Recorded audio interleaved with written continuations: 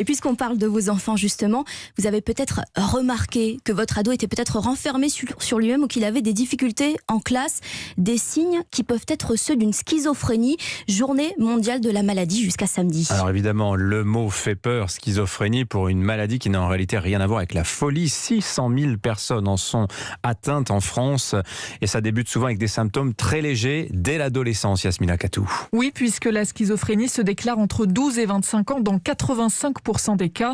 Les symptômes peuvent ressembler à une crise d'adolescence. Nous sommes loin des voix qui résonnent dans la tête ou du dédoublement de personnalité, explique Marie-Odile Krebs, professeure de psychiatrie à l'université Paris-Cité. Les symptômes qui doivent alerter, c'est un adolescent qui se coupe de ses amis, qui s'enferme dans sa chambre. Et puis aussi des troubles cognitifs, c'est-à-dire des difficultés dans les études pour se concentrer. Et ce sont des signes relativement peu spécifiques.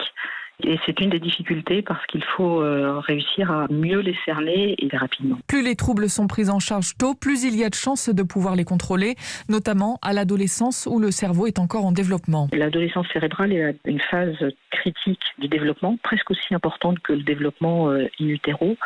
Et pendant cette période-là, le cerveau a une capacité de résilience énorme. Pour certaines personnes, ça va effectivement faire qu'ils vont se rétablir sans même rentrer dans la maladie. Jusqu'à 70% des personnes atteintes de schizophrénie parviennent à reprendre une vie normale grâce à une prise en charge précoce. Les explications de Yasmina Katou.